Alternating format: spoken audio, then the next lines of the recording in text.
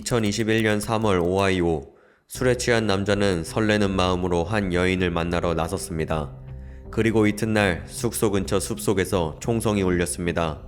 뒤통수를 꿰뚫은 단 한 발의 총알. 시간이 흐른 뒤 또 다른 총성이 울리며 무고한 여성이 쓰러집니다. 복수가 복수를 부르는 서로 얽히고 뒤틀린 악순환 속에서 잔혹한 비극만이 남게 됩니다. 2021년 3월 6일 미국 오하이오주 클리블랜드 지역의 한 술집에서 31세의 매튜 던 마이어라는 남성이 술을 마시며 친구들에게 여자 이야기를 하고 있었습니다. 그는 인터넷에서 알게 된 여자가 자신과 하룻밤을 보내기 위해 먼 도시에서 일부러 찾아오고 있다고 했습니다. 하지만 친구들은 코웃음을 쳤습니다. 오랜 세월 함께 지내왔지만 매튜가 여성에게 특별히 매력적이라고 느낀 적이 없었기 때문입니다. 게다가 그는 이미 오랜 사귄 여자친구가 있었고 아이도 둘이나 있었습니다. 그러나 매튜는 친구들의 비웃음을 전혀 개의치 않았습니다. 오히려 친구들이 자신을 부러워서 그런 거라고 생각했습니다. 밤 9시쯤 그의 휴대폰에 한 통의 문자가 도착하고 그는 기뻐하며 여자를 만나러 가야 한다고 말하고는 친구들이 지켜보는 가운데 술집을 나섰습니다. 그는 문 앞에 세워져 있던 작은 소형차에 올라탔고 그를 배웅한 친구는 운전석에 갈색머리 여성이 앉아있는 걸 어렴풋이 봤다고 했습니다. 그 후 매튜는 곧장 근처 에어비앤비 숙소로 향했고 여자친구에게는 오늘 술을 많이 마셔서 운전하기 힘드니 밖에서 자고 들어가겠다라고 문자를 보냈습니다. 그리고 낯선 여성과 하룻밤을 함께 보내게 됩니다. 다음날 아침 둘은 여기서 끝내지 않았습니다.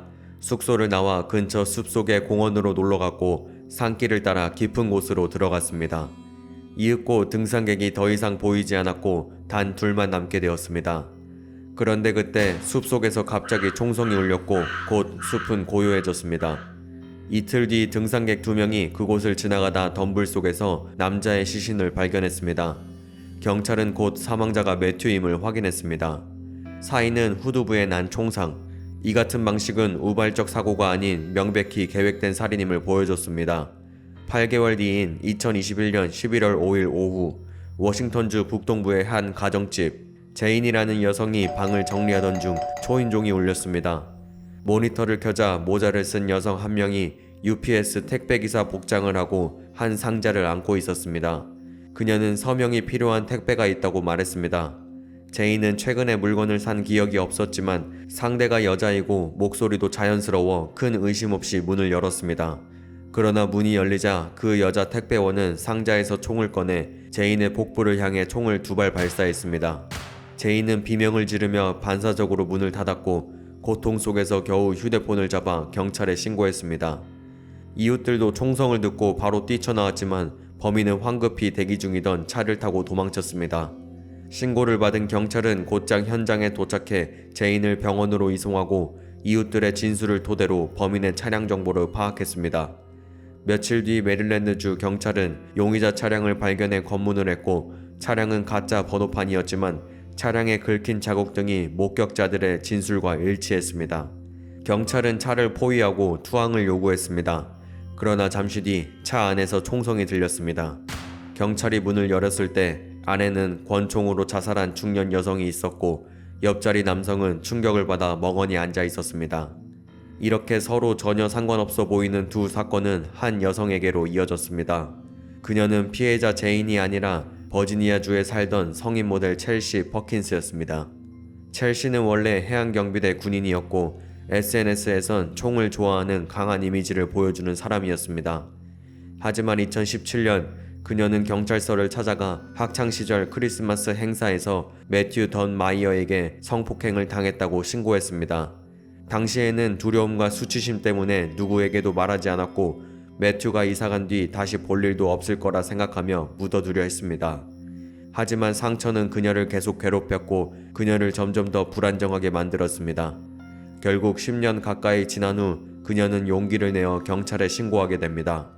경찰은 매튜를 소환해 조사했으나 그는 당시 서로 교제하는 사이였고 강제로 하지 않았다며 강하게 부인했습니다. 주변 사람들 역시 매튜가 성폭행을 저지를 사람 같지는 않다고 말했습니다. 결국 충분한 증거를 찾지 못해 사건은 종결되게 됩니다. 첼시는 이후로 결혼과 출산을 하게 되고 군을 전역한 이후에는 성인 콘텐츠 모델로 활동하게 됩니다. 매튜 또한 여자친구와 아이 둘을 두고 평범한 삶을 이어가는 듯 보였습니다. 그러던 어느 날 첼시는 매튜에게 페이스북 친구 신청을 보냈습니다. 놀랍게도 매튜는 그녀의 요청을 받아들였고 그녀가 던지는 달콤한 말에 빠져들기 시작합니다. 두 사람은 며칠간 온라인에서 뜨겁게 대화를 나눈 뒤 첼시가 먼저 만나자고 제안을 하게 됩니다. 매튜도 그에 동의를 하고 첼시는 매튜가 사는 도시에 에어비앤비 숙소를 예약했습니다. 첼시는 남편의 차를 몰고 무려 500km 거리를 달려 약속 장소로 향했습니다. 그 이후의 이야기는 앞에서 말씀드린 대로 두 사람은 만나자마자 숙소에서 격정적인 밤을 보냈고 다음날 첼시는 근처 공원에 놀러가자며 매튜를 숲속으로 데려갔습니다. 산속 깊이 들어간 뒤 매튜가 풍경을 보며 고개를 돌린 순간 첼시는 숨겨둔 권총을 꺼내 그의 뒤통수를 향해 방아쇠를 당겼습니다. 쓰러져 움직이지 않는 매튜를 확인한 첼시는 서두르지 않고 그의 휴대폰을 꺼내 자살로 위장하려는 듯 유서를 작성하기 시작했습니다. 하지만 곧 뒤통수에 총알이 박힌 상황에서 아무도 자살이라고 믿지 않을 것이라는 걸 깨닫고 작성한 글을 지운 뒤 공원을 떠났습니다. 할 일을 마친 첼시는 버지니아 집으로 돌아왔고 불과 반나절 전에 사람을 죽였다는 사실이 전혀 느껴지지 않을 만큼 태연했습니다.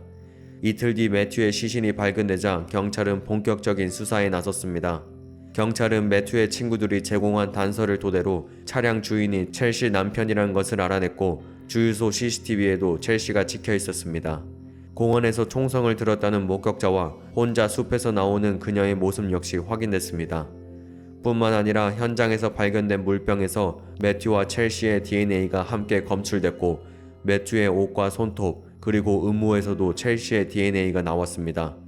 이 증거를 토대로 경찰은 수색영장을 발부받아 2021년 3월 30일 첼시의 집을 수색했고 그녀의 가방에서 9mm 권총을 발견했습니다. 또한 휴대폰 기록을 통해 사건 당시 그녀가 현장에 있었다는 사실이 입증됐고 삭제된 유서까지 복원되었습니다. 사건 발생 24일 만에 경찰은 첼시가 범인임을 입증할 충분한 증거를 확보한 셈이었습니다. 그런데 이후 8개월 동안 경찰은 조사 결과도 공개하지 않았고 첼시에 대한 추가 조치를 전혀 취하지 않았습니다. 그리고 이 지연은 또 다른 비극을 낳게 됩니다. 매튜의 어머니 토미린 던마이어는 아들의 참혹한 죽음에 절망했고 경찰이 아무 진전도 보여주지 않자 스스로 범인을 찾겠다고 마음먹었습니다. 그녀는 주변과 연락을 끊으면서까지 범인 찾기에 매진하게 됩니다. 각종 조사와 자료 수집 끝에 워싱턴주에 사는 제인이라는 여성이 아들의 살해범이라고 확신하게 됩니다. 이미 정신적으로 피폐해진 그녀는 경찰을 불신하고 있었고 복수를 자기 손으로 해야 한다는 집념에 사로잡히게 됩니다. 남편을 운전기사로 삼아 제인의 집으로 간 토미는 UPS 택배기사로 위장했고 제인이 문을 열자마자 복부를 향해 총을 쐈습니다.